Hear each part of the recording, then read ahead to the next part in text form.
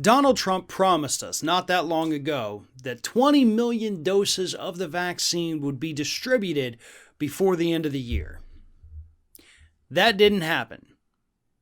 And for the record, nobody should be surprised that that didn't happen. Even at the time when he promised that, that was a lofty goal that everybody knew we were never going to be able to hit, but it was a lie he told because, of course, he wanted to win the election. Now, here's the thing. Joe Biden, president-elect, going to be sworn in, under a month now.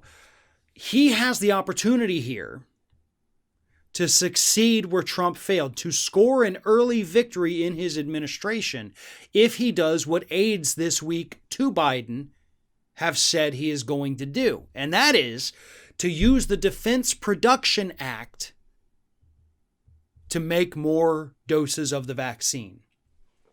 This would increase the supply. He could also use the Defense Production Act to help with the distribution of the vaccine. Get it out there, get it injected into as many people as possible, because the sooner we do this and then we go through, we get the booster. Based on what I've read, they say it essentially from your first shot takes 28 days with a booster in between for you to really build up the antibodies that make you, I guess, quote, safe from the virus. Now, you could still contract it, you could still get sick, but it's supposed to make it to where it would almost be more like a cold, last a couple days, and then you're okay.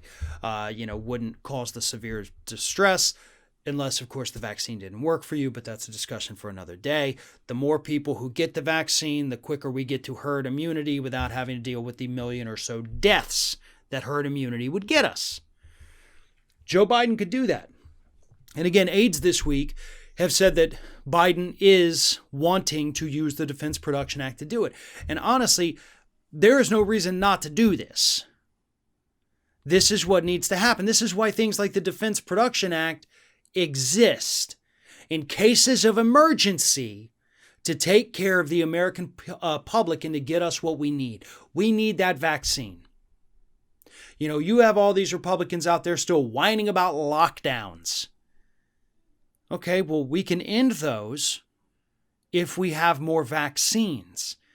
If we get people inoculated, they can get back to their lives. Get your shot. 28 days later, your risk of transmission and contraction drops to a low enough number where you're deemed safe. We can go back to maybe not having to wear a mask in the grocery store. Although if you are sick, whether it's a cold, a flu, whatever it is, you should still do that. We should normalize wearing masks in public when we're ill. Because obviously we've proven we can't stay home when we're ill. So at the very least, wear a mask. But folks, Donald Trump does not have enough of the vaccine.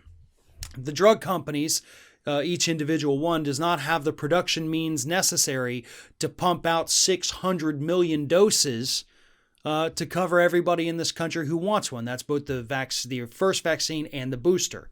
So you'd need 600 million, more than 600 million, in order to inoculate everybody.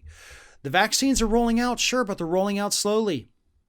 We've got these wait lists. We've got the lines, the priorities. Where do you fall in the line? And more importantly, how do you even get in the line? That's a question a lot of people have.